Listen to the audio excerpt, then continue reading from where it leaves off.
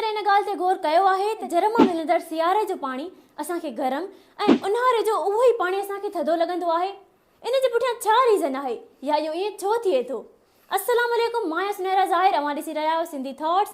हिन वीडियो जे अंदरि असीं इन पूरे सवाल जो जवाब हिकु शॉर्ट स्टोरी जी मदद सां सम्झंदासीं। पुराणे वक़्त जी ॻाल्हि आहे त हिकु ॻोठ जे अंदरि अकबर नाले हिकिड़ो छोकिरो रहंदो हुयो, जेको सिर्फ़ु ऐं सिर्फ़ु 6 महीननि जे अंदरि हिकु दफ़ो वींजंदो हुयो।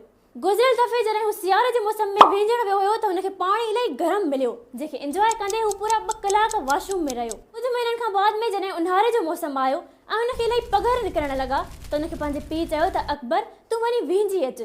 उन ते अकबर वराणियो त बाबा, गुज़िरियल दफ़े जॾहिं मां सियारे में वींजण वियो हुयसि त पाणी इलाही गरम हुयो ऐं हाणे त उन्हारे जो मौसम आहे त हाणे तव्हां सोचो पाणी केतिरो गरम थी वियो हूंदो, मां उन में कीअं वींजंदसि। पंहिंजे वालिद जे इलाही इसरार ते नेठि अकबर वींजण वियो। जॾहिं हू आराम सां पाणी में हथ विझण लॻो, छा ॾिसे त पाणी हुनखे थधो मिलियो। हू हुन उन्हारे जे मौसम में पाणीअ खे थधो पाए इलाही हैरान थी वियो। जॾहिं हू ॿाहिरि निकितो त हू इलाही परेशान हुयो त आख़िर इहो कीअं थियो जो सियारे में मूंखे पाणी गरम ऐं उन्हारे में वरी उन ई जर जो पाणी थधो मिलियो आहे। कुझु अर्सो गुज़रण खां बाद में हुनजे दोस्त तरफ़ां हुनखे हिकु ख़त मिलियो। उन ख़त जे अंदरि लिखियलु हुयो त अकबर, मूंखे ख़बर पई आहे त तूं इलाही परेशान आहीं इन मामले में त सियारे जो तोखे पाणी गरम ऐं उन्हारे जो पाणी थधो कीअं मिलियो। अकबर जे दोस्त हुनखे हिकु मिसाल ॾींदे सम्झायो त जॾहिं असां घर जे अंदरि किचन में औरतुनि खे रध पचा कंदे ॾिसंदा आहियूं त जेका टिफणी या कुपी वग़ैरह हूंदी आहे उनजो हेठियों हिसो लोह जो ठहियलु हूंदो आहे, जॾहिं त उनजो मथियों हिसो जितां असां उनखे पकड़ींदा आहियूं उहो काठ जो ठहियलु हूंदो आहे।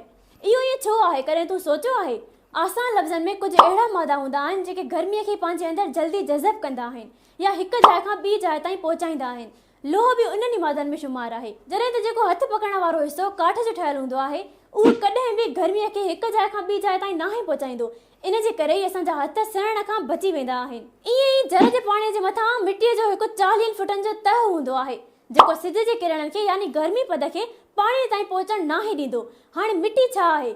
मिटी असांजो उहो मादो आहे जेको गर्मीअ खे या जेको सिज जे किरणनि खे जज़ब नाहे कंदो, जंहिंजी वजह सां पाणी असांजो नॉर्मल ई रहंदो आहे। अकबर जे दोस्त हुनखे वधीक सम्झाईंदे चयो त जॾहिं असां वण जी छांव जे हेठां बीहंदा आहियूं त असांजा पेर नाहिनि सड़ंदा, पर उते ई अगरि असां सिज जे हेठां बीहंदा आहियूं त असांजा पेर सड़ंदा आहिनि ऐं असांखे गर्मी पद महसूसु थींदो आहे। इहो छो आहे? अगरि मिटी असांजी उस खे जज़ब करे हा त असांजा छांव जे अंदरि बि पेर सड़नि हा, पर ईअं नाहे। इन मां साबित थियो त असांजो जेको जर जो पाणी आहे उन जे मथां जेको मिटीअ जो तह आहे उहो असांजे पाणीअ ताईं सिज जे किरणनि खे नाहे पहुचणु ॾींदो।